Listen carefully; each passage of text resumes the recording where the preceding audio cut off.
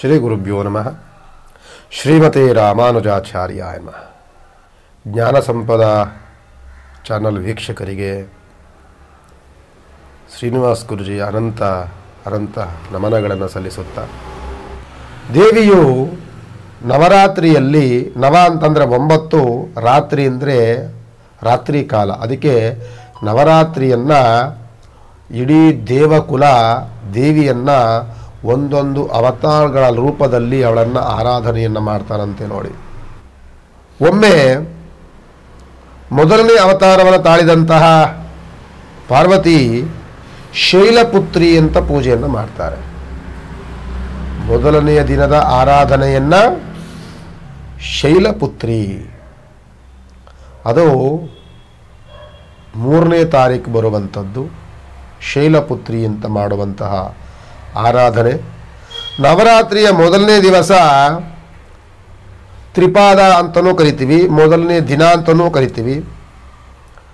ಆ ದಿನ ಶೈಲಪುತ್ರಿ ರೂಪದಲ್ಲಿ ದೇವಿಯನ್ನು ಪೂಜಿಸ್ತಾ ಇರುವಂಥದ್ದು. ಶೈಲಪುತ್ರಿ ಅಂದರೆ ಪರ್ವತರಾಜನ ಮಗಳು ಅಂತ. ಅದಕ್ಕೆ ಪರ್ವತರಾಜನ ಮಗಳಿಗೆ ಶೈಲಪುತ್ರಿ ಅಂತ ಕರೆಯುವಂಥದ್ದು. ಈಶ್ವರನ ಪತ್ನಿಯೂ ಆದಂತಹ ಶೈಲಪುತ್ರಿಯನ್ನು ವಿಶೇಷವಾಗಿ ಆರಾಧನೆ ಮಾಡ್ತಾರೆ. ಅದಲ್ಲೂ ಸಹ ಶೈಲಪುತ್ರಿಯನ್ನು ಸತೀದೇವಿಯ ಪುನರ್ಜನ್ಮ ಅಂತ ಕರೀತಾರೆ. ಸತೀದೇವಿ ಅಂತಂದರೆ ನಿಮಗೆ ಗೊತ್ತಿರುತ್ತೆ, ಪಾರ್ವತಿ 2 ಜನ್ಮವನ್ನು ತಾಳ್ತಾಳೆ. ಮೊದಲು ದಕ್ಷ ಬ್ರಹ್ಮನ ಮಗಳಾಗಿ ಜನಿಸಿದಂತಹ ಸತೀದೇವಿ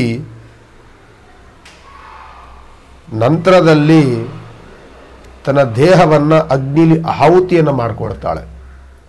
ಏನಕ್ಕಾಗಿ ಅಂದರೆ, ತನ್ನ ತಂದೆಯಾದಂತಹ ದಕ್ಷ ಬ್ರಹ್ಮ ತನ್ನ ಪತಿಯಾದಂತಹ ಶಿವನಿಗೆ ನಾನಾ ರೀತಿಯಾದ ಅವಮಾನಗಳನ್ನು ಮಾಡಿದಾಗ ಅವಮಾನವನ್ನು ಸಹಿಸಲಾಗದಂತಹ ಸತೀದೇವಿ, ನಿನ್ನ ಮಗಳಾಗಿ ಹುಟ್ಟಿದ್ದೇ ನನ್ನ ದುರಾದೃಷ್ಟ, ನಾನು ಮುಂದಿನ ಜನ್ಮದಲ್ಲಾದರೂ ಒಂದು ಉತ್ತಮವಾದಂತಹ ಕುಟುಂಬದಲ್ಲಿ ಜನಿಸಿ ನಾನು ಮತ್ತೆ ಶಿವನನ್ನೇ ಒಲಿಸಿ ವಿವಾಹವನ್ನು ಮಾಡಿಕೊಳ್ತೇನೆ.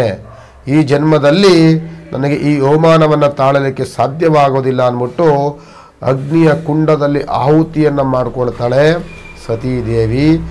ಆಕೆಯ ಸತೀದೇವಿಯ ಪುನರ್ಜನ್ಮವೇ ಈ ಪಾರ್ವತಿಯ ಅವತಾರ, ಅಂದರೆ ಶೈಲಪುತ್ರಿಯ ಅವತಾರ ಅಂತ. ಎಲ್ಲರೂ ಸಹ ಶೈಲಪುತ್ರಿಯ ಅವತಾರದಲ್ಲಿ ನವರಾತ್ರಿಯ ಮೊದಲನೆಯ ದಿನ ನಾವೆಲ್ಲರೂ ಸಹ ಆರಾಧನೆಯನ್ನು ಮಾಡ್ತೇವೆ. ನವರಾತ್ರಿಯ ಮೊದಲನೆಯ ದಿನದ ಅವತಾರವಾಗಿರ್ತಾಳೆ. ಇದನ್ನು ವಿಶೇಷವಾಗಿ ಮದುವೆಗೆ ಅಣಿಯಾಗಿರುವಂತಹ ಹೆಣ್ಣು ಮಕ್ಕಳು, ಕನ್ಯೆ ಸಿಗದಂತಹ ವರ ಗಂಡು ಮಕ್ಕಳು, ಇಂಥವರು ಈ ಸತೀದೇವಿಯ ಶೈಲಪುತ್ರಿಯ ಆ ವಿಶೇಷವಾದಂಥ ಆರಾಧನೆಯನ್ನು ಮಾಡಿ ನವರಾತ್ರಿಯ ಮೊದಲನೇ ದಿವಸ ಯಾರು ವಿಶೇಷವಾಗಿ ಅವಳ ಉಪಾಸನೆಯನ್ನು ಮಾಡಿ ಅವಳ ಅನುಗ್ರಹಕ್ಕೆ ಪಾತ್ರರಾದಾಗ ಅವರಿಗೆ ಉತ್ತಮವಾದಂತಹ ವರ, ಉತ್ತಮವಾದಂತಹ ವಧು ಎರಡೂ ಸಿಗುವಂತಹ ಅನುಗ್ರಹವನ್ನು ಶೈಲಪುತ್ರಿ ಅವತಾರದಲ್ಲಿರುವಂತಹ ದುರ್ಗಾ ಪರಮೇಶ್ವರಿ ಅನುಗ್ರಹವನ್ನು ನೀಡ್ತಾಳೆ. ಯಾರೂ ಸಹ ಇದನ್ನು ಮಿಸ್ ಮಾಡಿಕೊಳ್ಬೇಡಿ. ನವರಾತ್ರಿಯ ಮೊದಲನೇ ದಿನದಂದು ತಾವೆಲ್ಲರೂ ಸಹ ಈ ಅವತಾರದ ಆ ದೇವಿಯ ಉಪಾಸನೆಯನ್ನು ಮಾಡಿ ಅಂತ ಕೇಳ್ಕೊಳ್ತಾ ನೋಡಿ. ನವರಾತ್ರಿಯ ಎರಡನೆಯ ದಿನವನ್ನು ಬ್ರಹ್ಮಚಾರಿಣಿ ಎಂಬ ಅವತಾರದಲ್ಲಿ ಪೂಜೆಯನ್ನು ಮಾಡ್ತೇವೆ.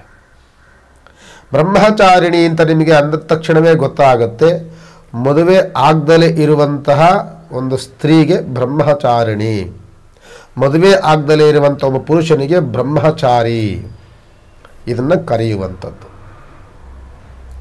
ಈ ಬ್ರಹ್ಮಚಾರಿಣಿ ಮತ್ತು ಬ್ರಹ್ಮಚಾರಿಗಳಿಬ್ಬರೂ ಸಹ ನವರಾತ್ರಿಯೊಂದು ವಿಶೇಷವಾಗಿ ಬ್ರಹ್ಮಚಾರಿಣಿಯ ಅವತಾರವನ್ನು ನೀವು ದರ್ಶನ ಮಾಡೋದರಿಂದ, ಬ್ರಹ್ಮಚಾರಿಣಿಯ ಅವತಾರದ ಪೂಜೆಗಳಲ್ಲಿ ಭಾಗವಹಿಸುವುದರಿಂದ ನಿಮಗೆ ಬ್ರಹ್ಮಚಾರ್ಯದ ವ್ರತ ಅಂತ್ಯವಾಗಿ ಗೃಹಸ್ಥರಾಗುವಂತಹ ಅನುಗ್ರಹವನ್ನು ದೇವಿ ಕರುಣಿಸ್ತಾಳೆ.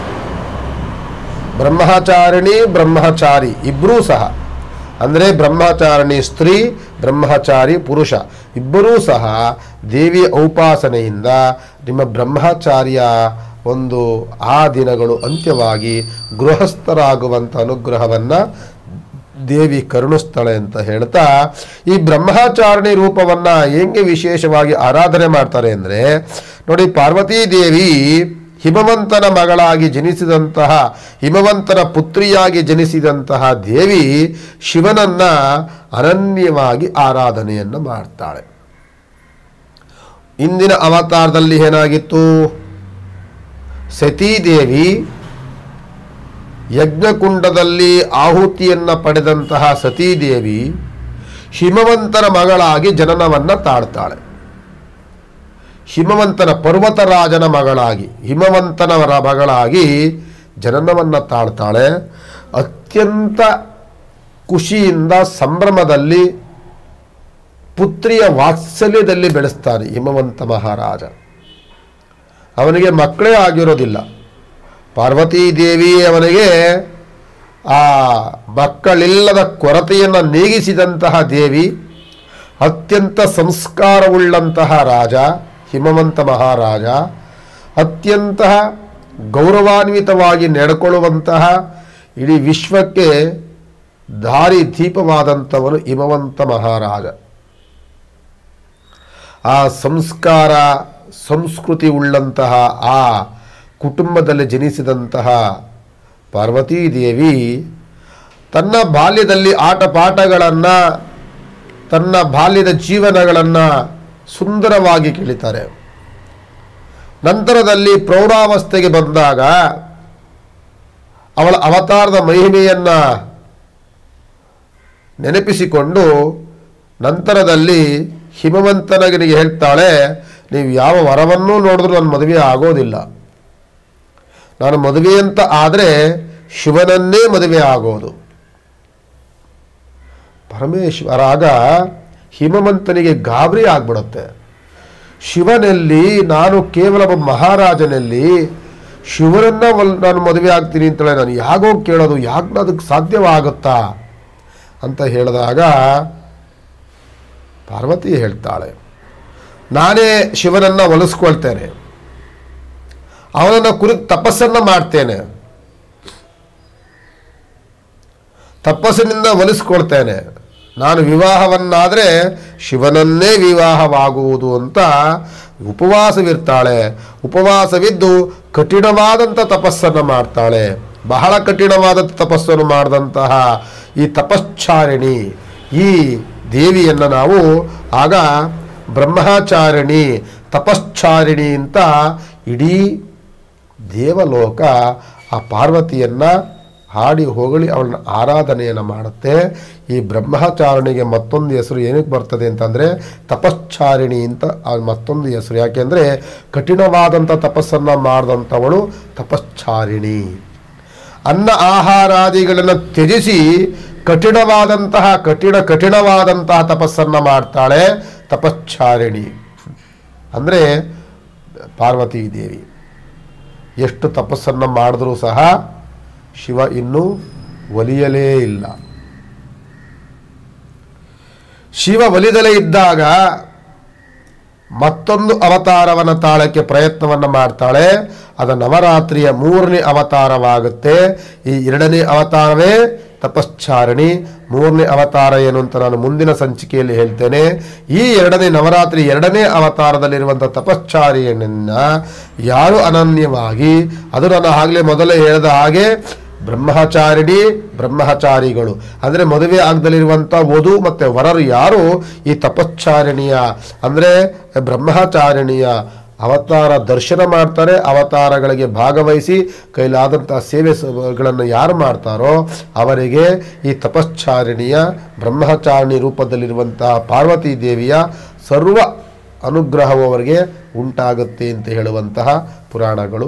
ತಾವೆಲ್ಲರೂ ಸಹ ನವರಾತ್ರಿ 2ನೇ ದಿನ ತಪಶ್ಚಾರಿಣಿ ಅವತಾರವನ್ನು ನೋಡಿ ಅವಳ ಮಹಿಮೆಯನ್ನು ತಿಳ್ಕೊಂಡು ತಾವೆಲ್ಲರೂ ಸಹ ಅವಳ ಅನುಗ್ರಹಕ್ಕೆ ಪಾತ್ರರಾಗಿ ಅಂತ ಕೇಳ್ಕೊಳ್ತಾರೆ. ನವರಾತ್ರಿಯ ಈ 3ನೇ ದಿನವನ್ನು ನಾವು ಚಂದ್ರಘಟಾದೇವಿ ಅಂತ ಹೇಳ್ತಿರ್ತೀವಿ.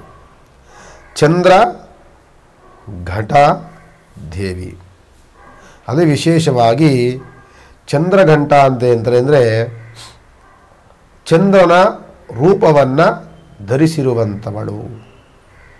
ಅಂದರೆ ಚಂದ್ರ ಅತ್ಯಂತ ಸೌಂದರ್ಯವಾದಂತಹ ದೇವತೆಗಳಲ್ಲಿ ಅತ್ಯಂತ ಸೌಂದರ್ಯವಾಗಿರುವಂಥ ದೇವರು ಅಂದರೆ ಬ್ರಹ್ಮ ಅಲ್ಲ, ವಿಷ್ಣು ಅಲ್ಲ, ಮಹೇಶ್ವರನಲ್ಲ. ದೇವತೆಗಳಲ್ಲಿ ಯಾರೂ ಸಿಗೋದಿಲ್ಲ ಚಂದ್ರನಷ್ಟು ಸೌಂದರ್ಯವಾಗಿರುವಂತಹ ದೇವರು. ಆ ಚಂದ್ರನ ನಾವು ಯಾವಾಗಲೂ ಸಹ ನಾವನ್ನು ಉದಾಹರಣೆಯಾಗಿ ತೆಗೆದುಕೊಳ್ತೇವೆ. ಈ ಚಂದ್ರಘಂಟ ದೇವಿಯನ್ನು, ಈ ಚಂದ್ರಘಂಟ ಅಂದರೆ ಚಂದ್ರನಂಥ ಸೌಂದರ್ಯವತಿಯಾಗಿ ಪಾರ್ವತೀ ದೇವಿ ನಿಂತ್ಕೊಳ್ತಾಳೆ.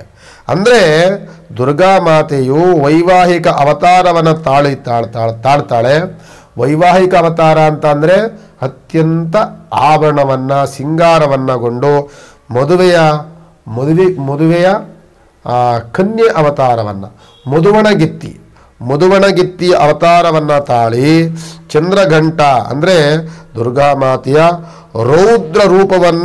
ರೌದ್ರ ಸ್ವರೂಪವನ್ನು ತ್ಯಜಿಸಿ ಬಹಳ ಸೌಂದರ್ಯ ಸುಕೋಮಲೆಯಾಗಿ ಕಂಗೊಳಿಸ್ತಾ ಇರ್ತಾಳೆ.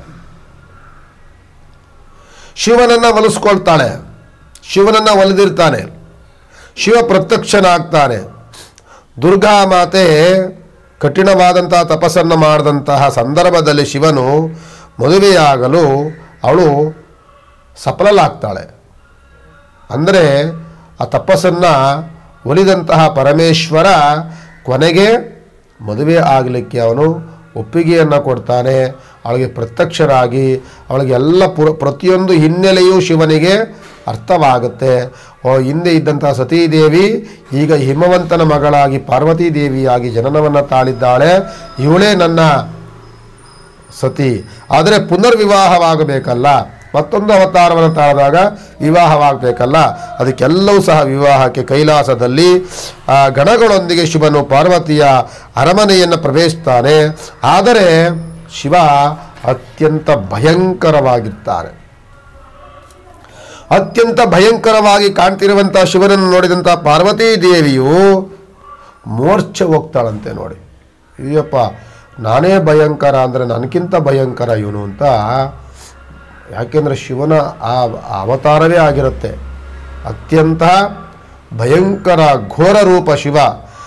ಶಿವನನ್ನು ಆ ಅವತಾರವನ್ನು ನೋಡಿದಂತಹ ಪಾರ್ವತೀ ದೇವಿ ಅಲ್ಲೇ ಮೂರ್ಛೆ ಹೋಗ್ತಾಳೆ. ಆಗ ಪಾರ್ವತೀ ದೇವಿಯು ಚಂದ್ರಘಂಟಾ ದೇವಿಯ ಸ್ವರೂಪವನ್ನು ತಾಳ್ತಾಳೆ, ಪ್ರತ್ಯಕ್ಷರಾಗ್ತಾಳೆ. ಅಂದರೆ ರಾಜಕುಮಾರನ ಅವತಾರವನ್ನು ಶಿವ ತಾಳಿದಾಗ ರಾಜಕುಮಾರಿ ಅವತಾರವನ್ನು ಸತೀದೇವಿ ಅಂದರೆ ಪಾರ್ವತೀ ದೇವಿ ಕಾಣಿಸ್ಕೊಳ್ತಾಳೆ.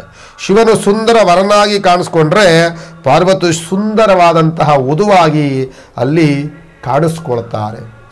ಅಂದರೆ ದೇವಲೋಕದಲ್ಲಿ ಮತ್ತೊಂದು ಸೌಂದರ್ಯವತಿಯಾದಂತಹ ಒಂದು ವಧುವರ ಯಾರೂ ಇಲ್ಲವೇನೋ ಅನ್ನುವ ರೀತಿಯಲ್ಲಿ ಶಿವ ಮತ್ತು ಪಾರ್ವತಿ ವಧುವರರ ಅವತಾರದಲ್ಲಿ ಕಂಗೊಳಿಸ್ತಾರೆ. ಅದೇ ನವರಾತ್ರಿಯ ಚಂದ್ರಘಂಟಾ ದೇವಿಯ ಅವತಾರ. ಚಂದ್ರಘಂಟ ದೇವಿಯ ಅವತಾರವನ್ನು ತಾಳಬೇಕಾದ್ರೆ ಪಾರ್ವತೀ ದೇವಿಯು ಕಠಿಣವಾದಂತಹ ನಿರ್ಧಾರಗಳನ್ನು, ಕಠಿಣವಾದಂಥ ತಪಸ್ಸನ್ನು ಮಾಡಿ ಶಿವನನ್ನು ಒಲಿಸ್ಕೊಂಡಂತಹ ಮತ್ತೊಂದು ಅವತಾರದ ಒಂದು ರೂಪ ಚಂದ್ರಘಂಟ ಅವತಾರದ ರೂಪ. ಇದರಲ್ಲಿ ಮದುವೆಗೆ ಎಲ್ಲ ಸಿದ್ಧತೆಗಳನ್ನು ಮಧುವಣಗಿತ್ತಿಯಾಗಿ ಶಿವ ಮತ್ತು ಪಾರ್ವತೀ ದೇವಿಯು ಅವತಾರವನ್ನು ತಾಳಿರುವಂತಹ ನವರಾತ್ರಿಯ 3ನೇ ಅವತಾರದ ಮಹಿಮೆಯೇ ಚಂದ್ರಘಂಟಾ ದೇವಿಯ ಅವತಾರ. ತಾವೆಲ್ಲರೂ ಸಹ ಶಿವ ಮತ್ತು ಪಾರ್ವತೀ ದೇವಿಯ ಅನುಗ್ರಹಕ್ಕೆ ನೀವೆಲ್ಲರೂ ಪಾತ್ರರಾಗಬೇಕು ಅಂತ ಅಂದಾಗ ಈ ಚಂದ್ರಘಂಟಾ ದೇವಿಯ ಅವತಾರದ ದರ್ಶನವನ್ನು ನೀವೆಲ್ಲರೂ ಮಾಡಿ. ನವರಾತ್ರಿಯಂದು ಎಲ್ಲ ದೇವಾಲಯಗಳಲ್ಲೂ ಸಹ ನವರಾತ್ರಿ ವಿಶೇಷವಾದಂಥ ಉಪಾಸನೆಗಳು ನಡೀತಾ ಇರುತ್ತೆ. ನಮ್ಮ ದೇವಾಲಯದಲ್ಲೂ ಸಹ ನವರಾತ್ರಿಯಂದು ದೇವಿಗೆ ವಿಶೇಷವಾದಂತಹ ಒಂದೊಂದು ದಿನವೂ ಸಹ ಒಂದೊಂದು ಅವತಾರಗಳನ್ನು ನಾವು ಮಾಡ್ತಾ ಇರ್ತೀವಿ. ತಾವೆಲ್ಲರೂ ಭಾಗವಹಿಸಿ ಅಂತ ಈ ಸಂದರ್ಭದಲ್ಲಿ ಕೇಳ್ಕೊಳ್ತಾ, ನೋಡಿ ನವರಾತ್ರಿಯ 4ನೆಯ ದಿವಸ 4ನೇ ಅವತಾರ, ದೇವಿಯ 4ನೇ ಅವತಾರ ಅಂದರೆ ಕೂಷ್ಮಾಂಡ ದೇವಿ. ಕೂಷ್ಮಾಂಡ ಅಂದರೆ ಕುಂಬಳಕಾಯಿಗೆ ಕೂಷ್ಮಾಂಡ ಅಂತ ಹೇಳ್ತಿರ್ತೀವಿ. ಅಂದರೆ ಕೂಷ್ಮಾಂಡ ದೇವಿಯಾಗಿ ಕಾಣಿಸ್ಕೊಳ್ತಾಳೆ ಅಂತ ಅಂದರೆ ನಿಮಗೆ ಗೊತ್ತಾಗತ್ತೆ. ಕೂಷ್ಮಾಂಡ ಅವತಾರವನ್ನು ತಾಳಿದಂತಹ ಕೂಷ್ಮಾಂಡಿನಿಯು ಭೂಮಿಯನ್ನು ಸೃಷ್ಟಿಕರ್ತೆ ಮಾಡ್ತಾಳೆ, ಭೂಮಿಯನ್ನು ಸೃಷ್ಟಿಯನ್ನು ಮಾಡ್ತಾಳೆ, ಭೂಮಿಯನ್ನು ಸೃಷ್ಟಿಕರ್ತೆ ಅಂತಲೂ ಸಹ ನಾವು ಕರೆಯುವಂಥದ್ದು. 8 ಭುಜಗಳಿರುವ ಕಾರಣ ಇವಳಿಗೆ ಅಷ್ಟಭುಜಾದೇವಿ ಅಂತಲೂ ಸಹ ಕರೆಯುವುದುಂಟು. ಸೃಷ್ಟಿಯ ಅಸ್ತಿತ್ವವೇ ಇಲ್ಲದ ಇದ್ದಾಗ, ಸೃಷ್ಟಿಯ ಅಸ್ತಿತ್ವವೇ ಇರಲಿಲ್ಲ ಭೂಮಿಯಲ್ಲಿ, ಜಗತ್ತಿನಲ್ಲಿ, ಆಗ ಎಲ್ಲೆಡೆ ಅಂಧಕಾರವೇ ಆವರಿಸಿಕೊಂಡಿರುತ್ತೆ, ಎಲ್ಲ ಕಡೆ ಕತ್ತಲೆಯೇ ಆವರಿಸಿಕೊಂಡಿದ್ದಾಗ, ಅಂಧಕಾರವೇ ಆವರಿಸಿಕೊಂಡಿದ್ದಾಗ ದೇವಿಯು ತನ್ನ ಈಶ್ವತ್ ಸ್ವರೂಪವನ್ನು ತಾಳಿ ಬ್ರಹ್ಮಾಂಡವನ್ನು ಸೃಷ್ಟಿ ಮಾಡ್ತಾಳೆ. ಬ್ರಹ್ಮಾಂಡವನ್ನು ಸೃಷ್ಟಿ ಮಾಡಿ ಪಶು ಪಕ್ಷಿ ಎಲ್ಲವೂ ಜನನವನ್ನು ತಾಳುತ್ತೆ. ಗಿಡ ಮರ ಬಳ್ಳಿಗಳನ್ನು ಸೃಷ್ಟಿಯನ್ನು ಮಾಡ್ತಾಳೆ. ಅನಂತರದಲ್ಲಿ ಕೂಷ್ಮಾಂಡ ದೇವಿ ಅವತಾರ ಅಂದರೆ ಇದು ಇಂದಿನ ಅವತಾರಕ್ಕೆ ಹೋಗುತ್ತೆ. ದೇವಿಯು ಬ್ರಹ್ಮ ವಿಷ್ಣು ಮಹೇಶ್ವರರ ಇಂದಿನ ಅವತಾರದಲ್ಲಿರುವಂಥ ಅವತಾರವನ್ನು ಈ ನವರಾತ್ರಿಯಲ್ಲಿ ಕೂಷ್ಮಾಂಡ ದೇವಿ ರೂಪದಲ್ಲಿ ಪೂಜೆಯನ್ನು ಮಾಡ್ತಾರೆ. ಅಂದರೆ ಆಗ ಕೂಷ್ಮಾಂಡ ದೇವಿ ಬ್ರಹ್ಮನನ್ನು ಸೃಷ್ಟಿ ಮಾಡ್ತಾಳೆ. ಬ್ರಹ್ಮನನ್ನು ಸೃಷ್ಟಿ ಮಾಡಿದ ನಂತರದಲ್ಲಿ ಜಗತ್ತಿನಲ್ಲಿ ಯಾವುದೂ ಸಹ ಜೀವಿಯೇ ಇಲ್ಲದೆ ಇದ್ದಾಗ 8 ಭುಜಗಳು 3 ಕಣ್ಣುಗಳು ಭಯಂಕರ ಅವತಾರವನ್ನು ತಾಳಿದಂತಹ ಕೂಷ್ಮಾಂಡ ದೇವಿ ಆಯಿತು ನನ್ನ ವಿವಾಹವನ್ನಾಗು ಅಂತೇಳೆ. ಬ್ರಹ್ಮದೇವ ಗಾಬರಿಯನ್ನು ಪಡ್ತಾನೆ. ನನ್ನನ್ನು ಸೃಷ್ಟಿ ಮಾಡಿದಂತಹ ಮಾತೆ ನನ್ನನ್ನೇ ವಿವಾಹವಾಗು ಅಂತಳಲ್ಲ, ಹೇಗೆ ಇದು ಆಗೋದಿಲ್ಲ ಅಂದಾಗ ತನ್ನ 3ನೇ ಕಣ್ಣಿಂದ ಅವನನ್ನು ಸುಟ್ಟು ಬಿಡ್ತಾಳೆ. ಮತ್ತೆ ವಿಷ್ಣುವನ್ನು ಸೃಷ್ಟಿ ಮಾಡ್ತಾಳೆ. ವಿಷ್ಣು ಆಗೋದಿಲ್ಲ ಅಂತಾನೆ ವಿಷ್ಣುವನ್ನೂ ಸಹ ಭಸ್ಮ ಮಾಡ್ತಾಳೆ. ಶಿವನನ್ನು ಸೃಷ್ಟಿ ಮಾಡ್ತಾಳೆ. ಇನ್ನೊಂದು ರೂಪ ಸೃಷ್ಟಿ ಆಗತ್ತೆ. ಶಿವನನ್ನು ವಿವಾಹವಾಗುವಂತ ಅಂದಾಗ ಶಿವ ಹೇಳುವಂಥದ್ದು ಒಂದೇ, ಆಗ್ತೇನೆ, ನಿನ್ನನ್ನೇ ವಿವಾಹವಾಗ್ತಾನೆ, ನನಗೊಂದು ವರವನ್ನು ಕೊಡಬೇಕು. ಏನು ವರವನ್ನು ಕೊಡಬೇಕು? ಕೊಡ್ತೇನೆ, ನಿನ್ನ 3ನೇ ಕಣ್ಣನ್ನು ನನಗೆ ವರವನ್ನಾಗಿ ಕೊಡು ಅಂತ ಹೇಳ್ತಾನೆ. ಆಗ ಆದಿಶಕ್ತಿ ಆ 3ನೇ ಕಣ್ಣನ್ನು ಶಿವನಿಗೆ ಕೊಡ್ತಾಳೆ. 3ನೇ ಕಣ್ಣನ್ನು ಪಡ್ಕೊಂಡಂತಹ ಶಿವ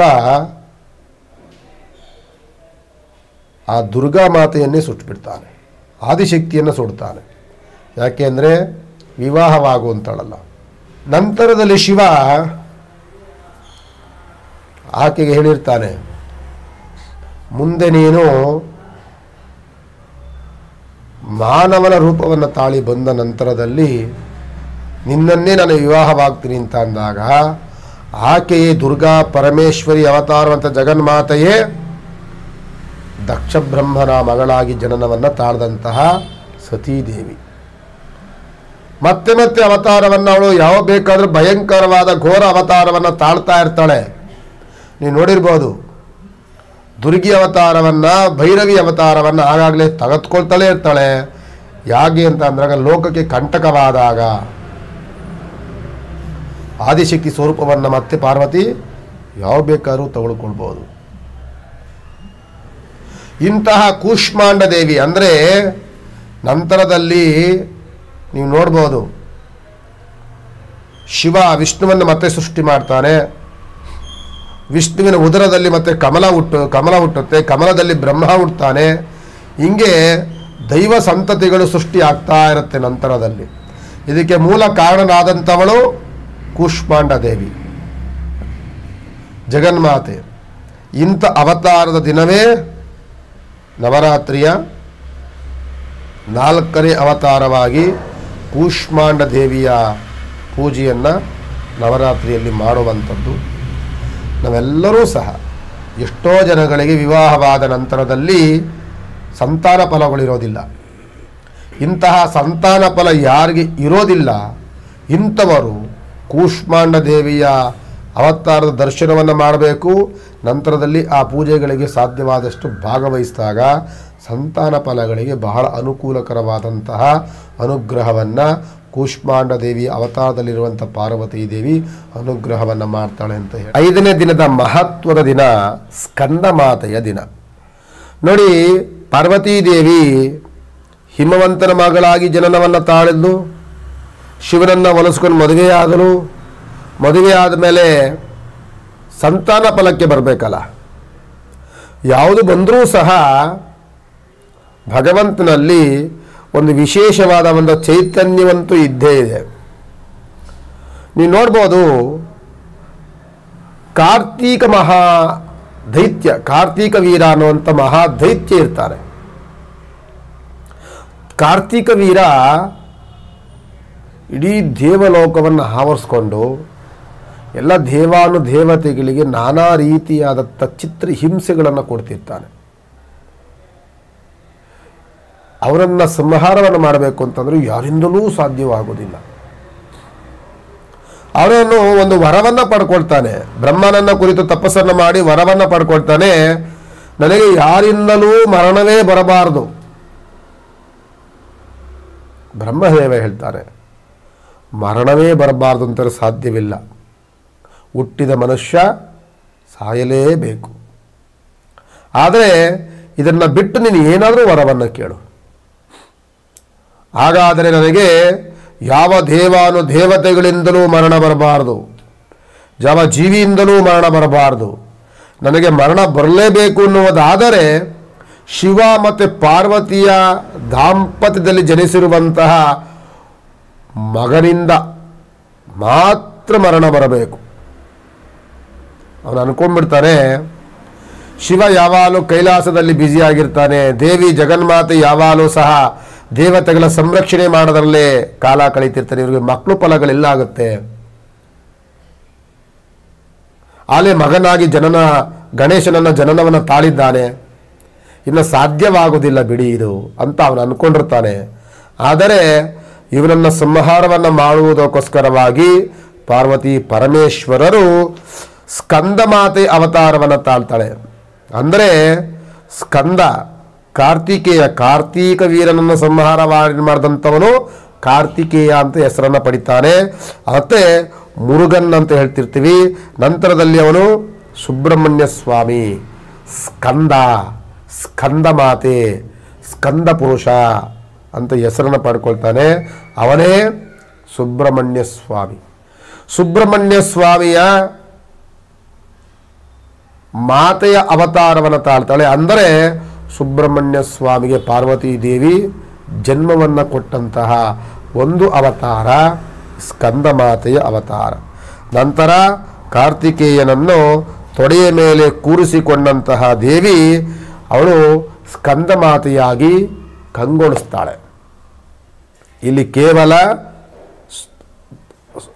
ಪಾರ್ವತೀ ದೇವಿಗೆ ಮಗನಾಗಿ ಒಬ್ಬ ಮಗು ಹುಟ್ಟುತ್ತೆ. ಆ ಮಗುವಿಗೆ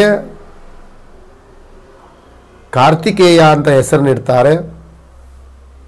ಸುಬ್ರಹ್ಮಣ್ಯ, ಸ್ಕಂದ, ಈ ಮುರುಗ ಅಂತ ಹೆಸರನ್ನಿಟ್ಟು ಅವನನ್ನು ತೊಡೆ ಮೇಲೆ ಕೂರಿಸ್ಕೊಳ್ತಾಳೆ. ಮುಂದೆ ಇದೇ ಮಗುವೆ ಒಂದು 12 ವರ್ಷವಾದ ಆಗುವಂಥ ಸಂದರ್ಭದಲ್ಲಿ 12 ವರ್ಷಕ್ಕೆ ಸರಿಯಾಗಿ ಮಗುವಿಗೆ ತನ್ನ ಅವತಾರದ ವಿಶೇಷತೆ ಅರ್ಥವಾಗಿ ಅದೇ ಕಾರ್ತಿಕ ವೀರಾರ್ಜುನನನ್ನು ಸಂಹಾರವನ್ನು ಮಾಡ್ತಾನೆ. ಅದು ಮಹಾ ಸುಬ್ರಹ್ಮಣ್ಯ ಅವತಾರದ ಸಂಪೂರ್ಣವಾದಂತಹ ಒಂದು ಅವತಾರ, ಅವತಾರದ ಸಫಲತೆಯ ಒಂದು ಅವತಾರ. ಇದಕ್ಕೆ ಕಾರಣಕರ್ತರಾದಂಥವರು ಪಾರ್ವತೀ ದೇವಿ. ಸ್ಕಂದಮಾತೆಯಾಗಿ ನವರಾತ್ರಿಯ 5ನೇ ದಿನ ಸ್ಕಂದಮಾತೆಯಾಗಿ ಜಗತ್ತಿನಲ್ಲಿ ನಾವು ಪೂಜೆಯನ್ನು ಮಾಡ್ತೇವೆ. ನಮಗೆ ಗೊತ್ತಾಗುತ್ತೆ, ಈ ಪೂಜೆಯನ್ನು ಮಾಡೋದ್ರಿಂದ ಮಾತೃ ವಾತ್ಸಲ್ಯ ಬರುತ್ತೆ, ಪುತ್ರ ಸಂತಾನ ಬರುತ್ತೆ, ಮತ್ತು ಸುಬ್ರಹ್ಮಣ್ಯ ಸ್ವಾಮಿಯಂತಹ ಒಂದು ಲೋಕಕ್ಕೆ ವರವಾಗುವಂತಹ ಮಕ್ಕಳು ಜನನವನ್ನು ತಾಳುವಂತಹ ಅನುಗ್ರಹವನ್ನು ಈ ಸ್ಕಂದಮಾತೆ ನಮಗೆ ನೀಡ್ತಾಳೆ. ಆದ್ದರಿಂದ ಸ್ಕಂದಮಾತೆಯನ್ನು ಸಂತಾನ ದೇವಿಯಾಗಿ, ಸ್ಕಂದಮಾತೆಯಾಗಿ ನವರಾತ್ರಿಯಲ್ಲಿ ವಿಶೇಷವಾಗಿ ಪೂಜೆಯನ್ನು ಮಾಡ್ತಾರೆ.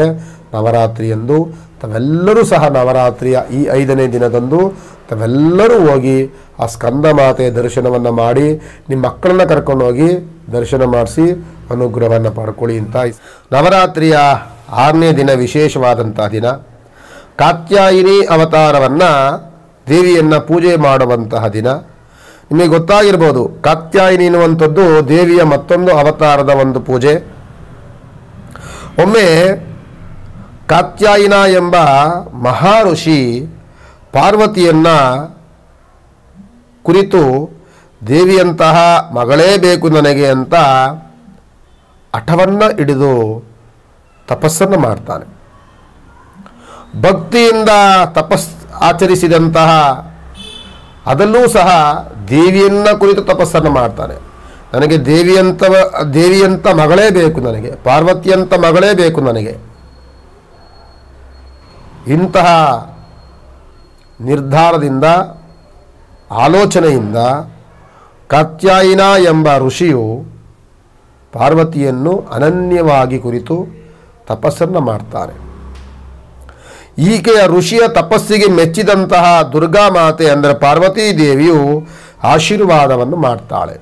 ಅಂತೆಯೇ ಪಾರ್ವತೀ ದೇವಿಯಂತಹ ಆ ಪಾರ್ವತೀ ದೇವಿಯೇ ಮತ್ತೊಂದು ಅಂಶವಾಗಿ ಈ ಕಾತ್ಯಾಯಿನ ಮಗಳಾಗಿ ಹುಟ್ಟುತ್ತಾಳೆ. ಅವಳೇ ಕಾತ್ಯಾಯಿನಿ. ಕಾತ್ಯಾಯಿನನ ಮಗಳು ಕಾತ್ಯಾಯಿನಿ ಅಂತ ಆಕೆಗೆ ಅವನು ನಾಮಕರಣವನ್ನು ಮಾಡ್ತಾಳೆ. ಹೆಸರನ್ನು ಇಡ್ತಾನೆ ಕಾತ್ಯಾಯಿನಿ ಅಂತ. ಈ ಕಾತ್ಯಾಯಿನಿ ದೊಡ್ಡವಳಾದಾಗ ನಂತರದ ಅವಳಿಗೆ 10 ಕೈಗಳು, 10 ಕೈಗಳಲ್ಲಿ ಶಸ್ತ್ರಾಸ್ತ್ರವನ್ನು ಹಿಡಿಯುವಂತಹ ದೊಡ್ಡ ಆದಿಶಕ್ತಿಯಾಗಿ ಬೆಳೀತಾಳೆ ಅವಳು. ಏನಕ್ಕಾಗಿ ಅಂದರೆ ದುಷ್ಟರು ಹೆಚ್ಚಾಗಿರ್ತಾರೆ.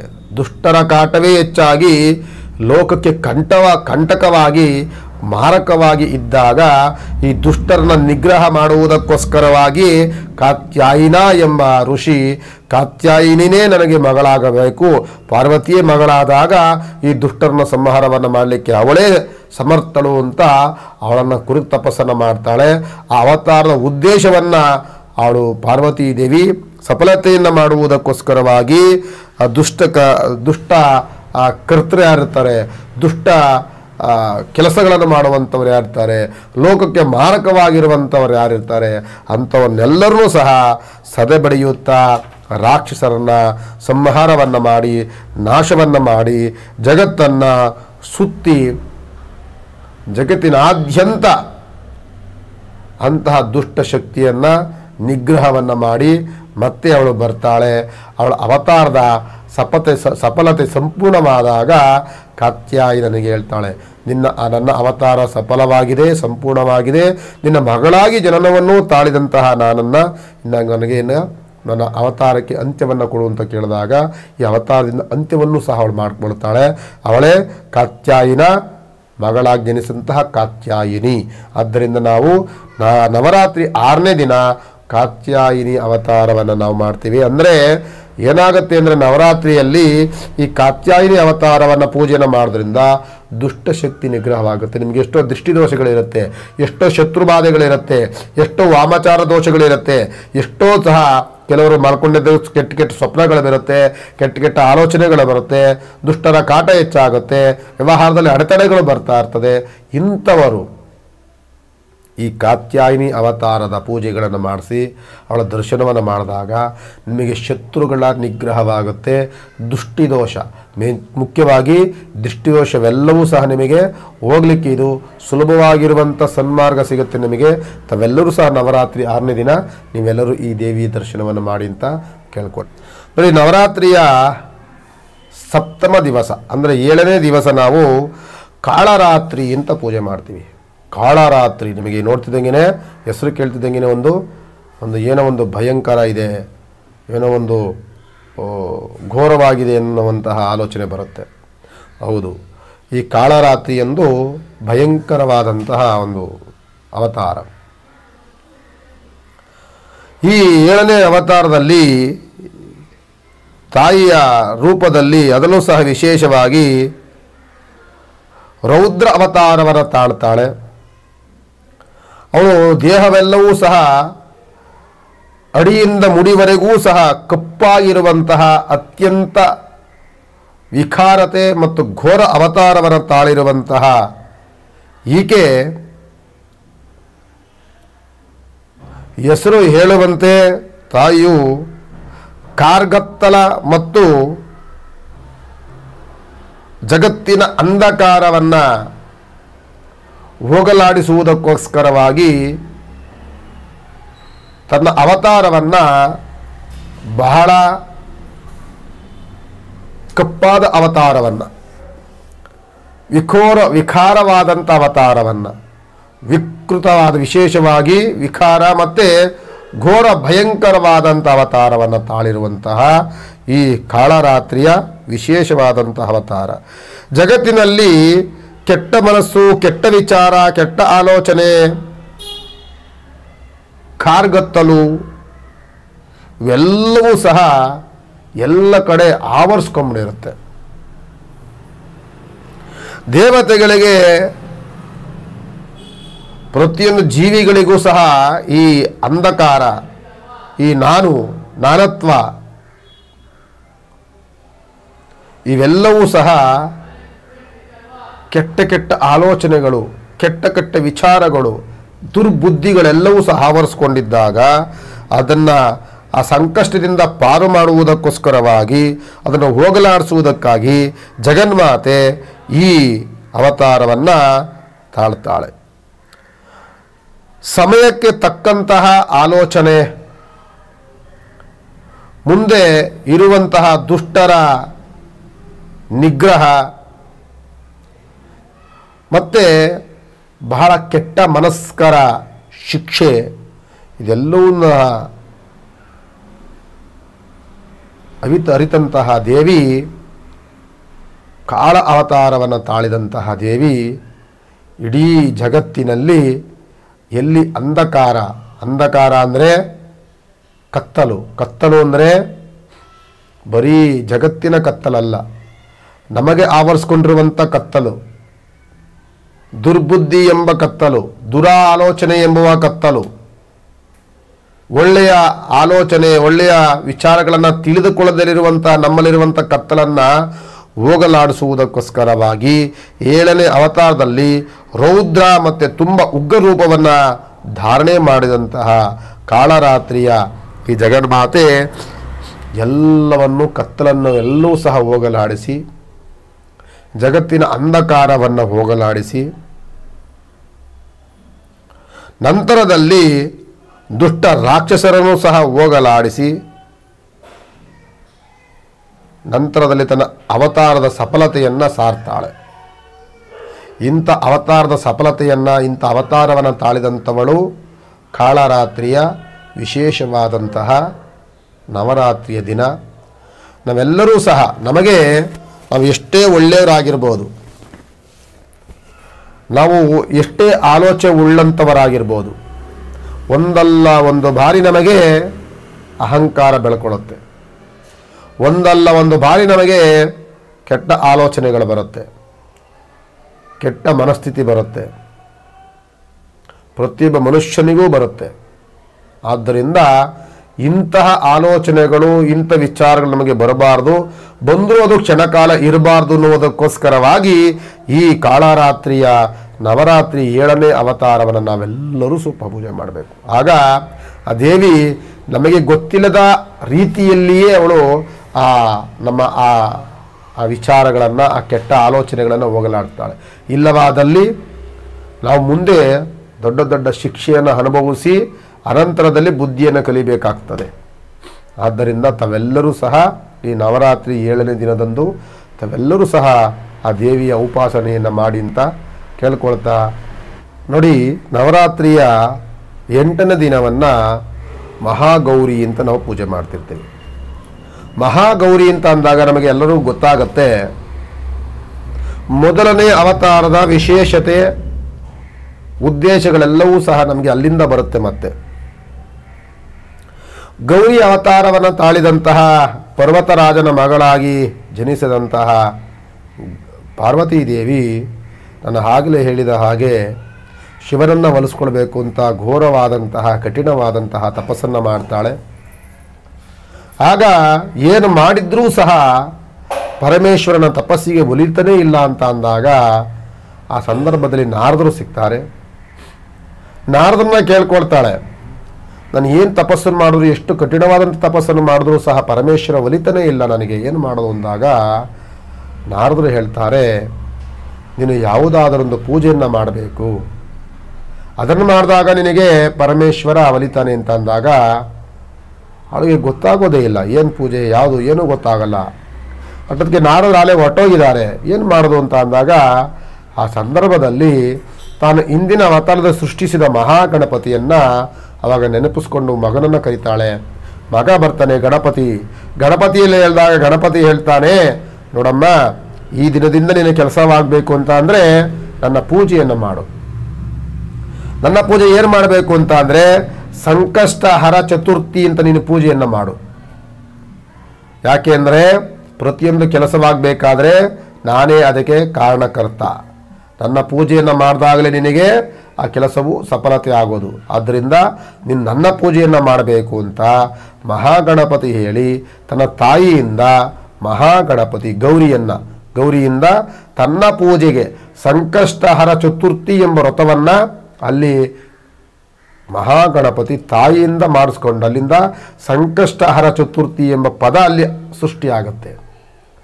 ಆಗಲಿಂದಲೇ ಗಣಪತಿಗೆ ಪ್ರತಿ ತಿಂಗಳಿಗೆ ಒಂದು ಬಾರಿ ಸಂಕಷ್ಟಹರ ಚತುರ್ಥಿ ಅಂತ ಪೂಜೆ ಆರಂಭವಾಗುತ್ತೆ. ಅದಕ್ಕೆ ಮೂಲ ಕಾರಣಕರ್ತರು ಯಾರು ಅಂತ ಅಂದರೆ ಅದೇ ಗೌರಿ ಪಾರ್ವತಿ. ಏನಕ್ಕಾಗಿ ಅಂತ ಅಂದರೆ ತನ್ನ ಕೆಲಸವು ಸಫಲತೆ ಕಾಣ್ತಾ ಇಲ್ಲ, ನಾನು ಮಾಡ್ತಿರುವಂಥ ತಪಸ್ಸು ಅದು ಸಂಪೂರ್ಣವಾಗ್ತಾ ಇಲ್ಲ ಅಂದಾಗ ಅದಕ್ಕೆ ವಿಘ್ನವಾದಂಥದ್ದು ಯಾವುದು? ವಿನಾಯಕನ ಪೂಜೆ. ವಿನಾಯಕನ ಪೂಜೆ ಮಾಡಿದಾಗ ಎಲ್ಲ ವಿಘ್ನವೂ ಹೊರಟೋಗುತ್ತೆ. ಅಲ್ಲಿ ವಿಘ್ನಗಳು ಇಲ್ಲದ ಹಾಗೆ ಎಲ್ಲ ಕೆಲಸ ಕಾರ್ಯಗಳು ಆಗುತ್ತೆ ಅಂತ ಲೋಕಕ್ಕೆ ತಿಳಿಸಿದಂತಹ ಒಂದು ಅವತಾರದ ಮತ್ತೊಂದು ಅವತಾರ ಈ ಮಹಾಗೌರಿಯ ಅವತಾರ. ನಂತರದಲ್ಲಿ ಗೌರಿ ವಿಶೇಷವಾಗಿ ಶಿವನನ್ನು ಒಲಿಸ್ಕೊಳ್ತಾಳೆ. ನಂತರದಲ್ಲಿ ನಿಮಗೆ ಗೊತ್ತಿರೋದ ರೀತಿಯಲ್ಲಿ ಒಂದೊಂದು ಅವತಾರಗಳನ್ನು ತಾಳ್ತಾ ಬರ್ತಿರ್ತಾಳೆ. ನಂತರ ಶಿವನನ್ನು ಒಲಿಸ್ಕೊಳ್ತಾಳೆ. ತಾವರೆಯ ಬಣ್ಣದ ಕಾಂತಿ ಉಳ್ಳವಳಾಗಿ ಮಹಾಗೌರಿ ಇರ್ತಾಳೆ.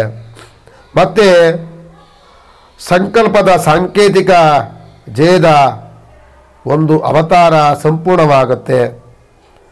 ಭಕ್ತರು ಇಷ್ಟಾರ್ಥಗಳನ್ನು ಸಿದ್ಧಿಸುವಂತಹ ಒಂದು ಅವತಾರವಾಗುತ್ತೆ. ನಂತರದಲ್ಲಿ ಈ ದೇವಿ ತಾವರೆ ಹೂವಿನ ಬಣ್ಣ, ತಾವರೆ ಹೂವಿನ ಕಲ್ಲರ್ ಇರುವಂತಹ ವಸ್ತ್ರಗಳನ್ನು ಧರಿಸ್ತಾಳೆ, ಸುಕುಮಾರೆ ಆಗ್ತಾಳೆ, ಜಗತ್ತಿಗೆ ಸೌಂದರ್ಯವತಿ ಆಗ್ತಾಳೆ. ಇಂತಹ ಅವತಾರವನ್ನು ಸಫಲತೆಯನ್ನು ಕಾಣ್ತಾಳೆ. ತನ್ನ ಅವತಾರದ ಸಂಪೂರ್ಣವಾದಂತಹ ವಿಶೇಷತೆ, ವಿಭಿನ್ನವಾದಂತಹ ಸಾರ್ಥಕತೆಯಾದಂತಹ ಅವತಾರವನ್ನು ತಾಳಿ ಶಿವನನ್ನು ಒಲಿಸ್ಕೊಂಡು ಲೋಕಕ್ಕೆ ಜಗನ್ಮಾತೆಯಾದಂತಹ ಒಂದು ಅವತಾರ ಮಹಾಗೌರಿಯ ಅವತಾರ. ನಂತರದಲ್ಲಿ ಸಿದ್ಧರಾತ್ರಿ ಅಂತ ಮಾಡ್ಕೊಳ್ತಾಳೆ. ಆ ನಂತರದಲ್ಲಿ ದುಷ್ಟರನ್ನು ಸಂಹಾರವನ್ನು ಮಾಡುವಂತಹ ಮತ್ತೊಂದು ಅವತಾರ ನಂತರ ಬರುತ್ತೆ.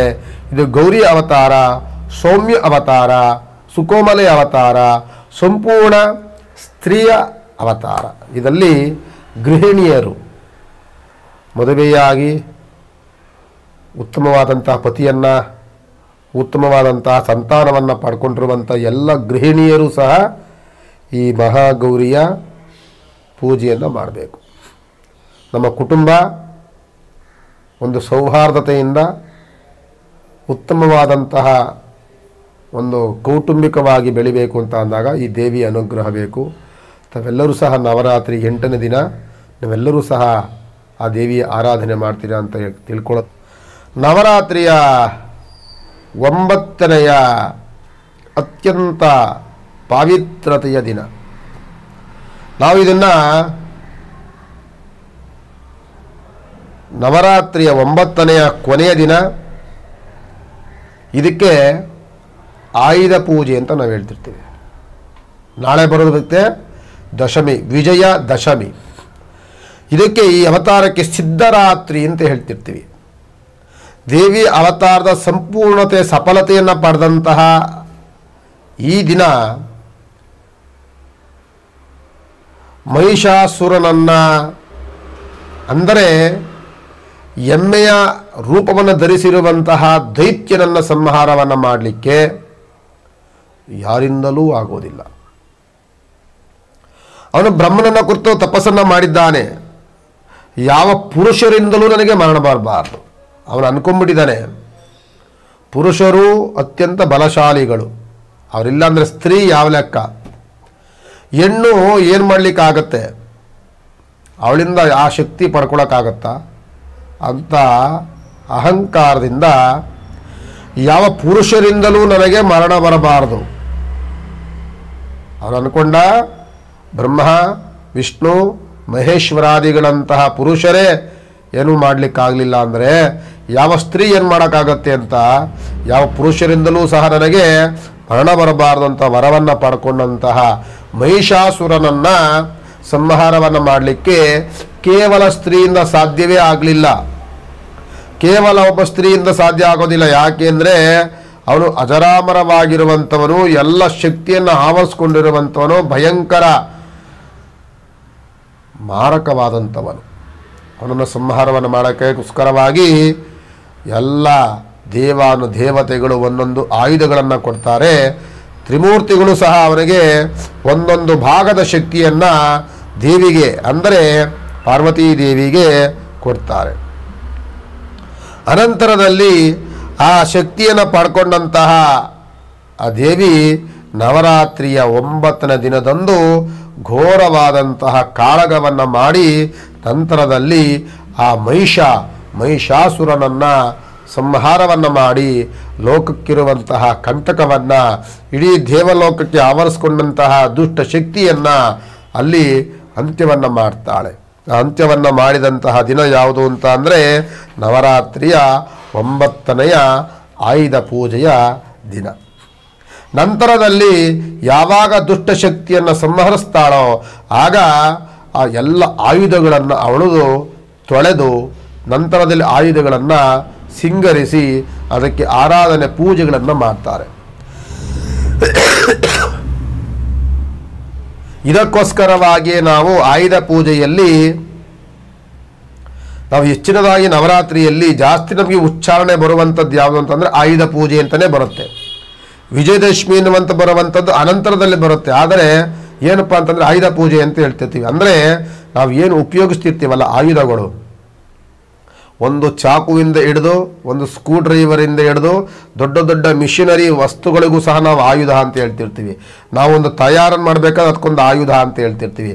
ಪ್ರತಿಯೊಂದು ಆಯುಧಗಳಿಗೂ ಸಹ ದೇವಿಯ ರೂಪದಲ್ಲಿ ಪೂಜೆಯನ್ನು ನಾವು ಮಾಡ್ತೀವಿ. ಆಯುಧಗಳಿಗೆ ಪೂಜೆ ವರ್ಷಕ್ಕೊಂದು ಬಾರಿಯಾದರೂ ನಾವು ಈ ನವರಾತ್ರಿಯಲ್ಲಿ ಮಾಡ್ತೀವಿ. ಯಾಕೆ ಅಂತ ಅಂದರೆ ಅದು ದೇವಿ ಅವತಾರದ ಒಂದು ರೂಪ, ದೇವಿ ಅವತಾರದಲ್ಲಿ ಹಿಡ್ಕೊಂಡಿದ್ದಂಥ ಒಂದು ಆಯುಧ ಅನ್ನೋ ರೀತಿಯಲ್ಲಿ ನಾವು ಇದಕ್ಕೆ ಪೂಜೆಯನ್ನು ಮಾಡ್ತಿರ್ತೇವೆ.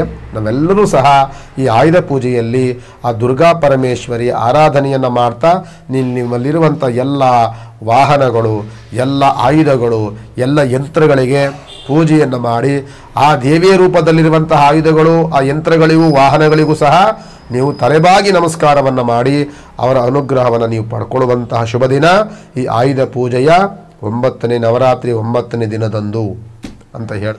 ವೀಕ್ಷಕರೇ, ನವರಾತ್ರಿಯಲ್ಲಿ 10ನೇ ದಿನವನ್ನು ನಾವು ನವರಾತ್ರಿ 9 ಇದ್ರೆ 10ನೇ ದಿನವಾಗಿ ನಾವು ವಿಜಯದಶಮಿ, ಅದು ನವರಾತ್ರಿಗೆ ಸೇರೋದಿಲ್ಲ, ವಿಜಯದಶಮಿ ಅಂತ. ಇಡೀ ದೇವಲೋಕ ಭೂಲೋಕ ಭುವರ್ಲೋಕ ಸುವರ್ಲೋಕ ಜನಲೋಕ ತಪಲೋಕ ಸತ್ಯಲೋಕ ಮರ್ತಿಲೋಕ ಕೈಲಾಸ ವೈಕುಂಠ ದೇವಲೋಕ ಅಂತ ಏನಿದೆ ಎಲ್ಲ ಲೋಕವೇ ಮತ್ತು ವಿಜಯದಶಮಿಯನ್ನು ಆಚರಿಸುತ್ತೆ ಅಂತ ಅಂದರೆ ಅವ್ರಿಗಾದಂತಹ ನೋವು, ಅವ್ರಿಗಾದಂತಹ ಸಂಕಷ್ಟಗಳು ಎಷ್ಟಿರ್ಬೋದು ಆಗಿನ ಕಾಲದಲ್ಲಿ.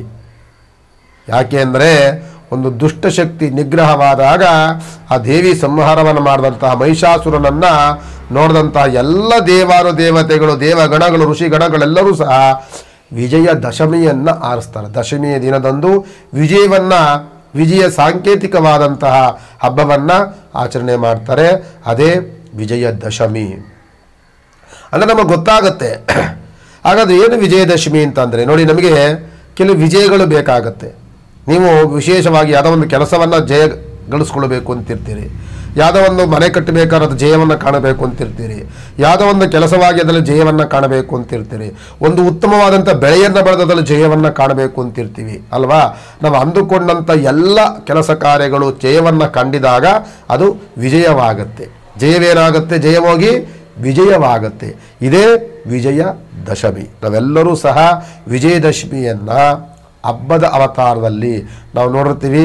ಮೈಸೂರಿನಲ್ಲಿ ವಿಜಯದಶಮಿ ಹೆಂಗೆ ಆಚರಣೆ ಮಾಡ್ತಾರೆ ಅಂತ ಆಯುಧಗಳನ್ನೆಲ್ಲವೂ ಸಹ ವಿಶೇಷವಾಗಿ ಪೂಜೆಗಳನ್ನು ಮಾಡಿ ನಂತರದಲ್ಲಿ ಬನ್ನಿ ಮರ ಪೂಜೆಗಳನ್ನು ಮಾಡ್ತಿರ್ತಾರೆ.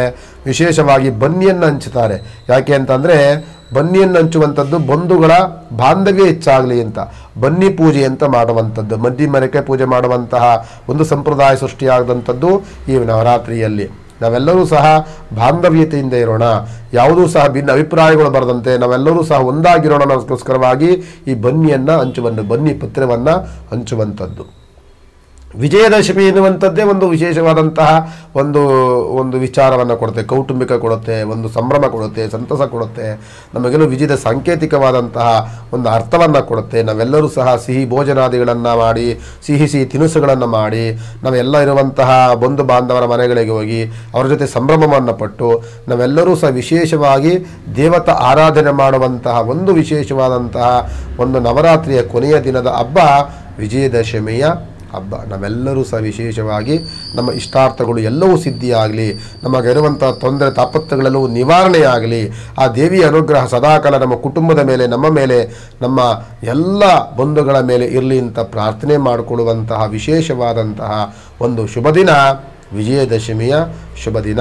ವಿಜಯದಶಮಿ ಅಂತ ಅಂದಾಗ ನಾವೆಲ್ಲರೂ ಸಹ ಒಂದು ಬಾರಿಯಾದರೂ ನಿಮ್ಮ ಅಕ್ಕಪಕ್ಕದಲ್ಲಿರುವಂಥ ಯಾವುದೇ ದೇವಸ್ಥಾನ ಸಿಕ್ಕಲಿ, ವಿಷ್ಣು, ಶಿವ, ಪಾರ್ವತಿ, ಲಕ್ಷ್ಮಿ, ಯಾವುದೇ ದೇವಸ್ಥಾನಕ್ಕೆ ಹೋದರೂ ಸಹ ಅಲ್ಲಿ ಹೋಗಿ ಒಂದು ಪೂಜೆಯನ್ನು ಮಾಡಿಸ್ಕೊಂಡು ಬನ್ನಿ ಪತ್ರೆ ತೆಗೆದುಕೊಂಡೋಗಿ ಅಲ್ಲಿರುವಂಥ ಜನಗಳಿಗೆ ಬನ್ನಿಯನ್ನು ಹಂಚಿ ಬನ್ನಿ ಪತ್ರೆ ನೀವು ಸಹ ಪಡ್ಕೊಳ್ಳಿ. ಅದೆಲ್ಲವೂ ಮಾಡಿದಾಗ ಆ ದೇವಿ, ಆ ಪಾರ್ವತಿ ದೇವಿ, ಆ ಜಗನ್ಮಾತೆ ನಮ್ಮೆಲ್ಲರಿಗೂ ಸಹ, ಯಾಕೆಂದರೆ ನಾವು 9 ದಿನಗಳ ಕಾಲವೂ ಸಹ ನವರಾತ್ರಿಯ ಉಪಾಸನೆಯನ್ನು ಮಾಡಿದ್ದೇವೆ. ವಿಜಯದಶಮಿ ಕೊನೆಯ ದಿನ ಆ ದೇವಿ ಸಂಪೂರ್ಣವಾದಂಥ ಸಂತೃಪ್ತಳಾಗಿರ್ತಾಳೆ, ನಮಗೆ ಸಂಪೂರ್ಣವಾದಂಥ ಅನುಗ್ರಹವನ್ನು ನವರಾತ್ರಿ ದಿನದಂದು ನಮಗೆ ಕೊಡ್ತಾಳೆ ಅಂತ ಹೇಳ್ತಾ ತಾವೆಲ್ಲರೂ ಸಹ ಇಷ್ಟು ವಿಶೇಷವಾದಂತಹ ನವರಾತ್ರಿಯ ವಿಶೇಷವಾದಂಥ ಸಂಚಿಕೆ ನೋಡಿರ್ತೀರಿ. ಈ ಕೊನೆಯ ದಿನ ವಿಜಯದಶಮಿ ದಿವಸ ನೀವು ನೋಡಿದಾಗ ಏನು ಅನ್ನಿಸ್ತು, ಏನು ವಿಶೇಷತೆ ಮತ್ತು ಏನೇನು ಆಗಬೇಕಾಗಿರುತ್ತೆ, ಅಕಸ್ಮಾತ್ ನಮ್ಮಲ್ಲಿ ಬದಲಾವಣೆ ಅಥವಾ ನಿಮ್ಮ ಏನಾದರೂ ಅಪೇಕ್ಷೆಗಳು ಇದೆಲ್ಲವೂ ಸಹ ಇದ್ದರೆ ಒಂದು ಕಮೆಂಟ್ ಮುಖಾಂತರ ನಮಗೆ ತಿಳಿಸಿ ಅಂತ ಕೇಳ್ಕೊಳ್ತಾ ಈ ಕಾರ್ಯಕ್ರಮಕ್ಕೆ ಮಂಗಳವನ್ನು ಮಾಡ್ತೇನೆ. ಭಗವಂತ ನಿಮ್ಮೆಲ್ಲರಿಗೂ ಸಹ ಒಳಿತನ್ನು ಮಾಡಲಿ.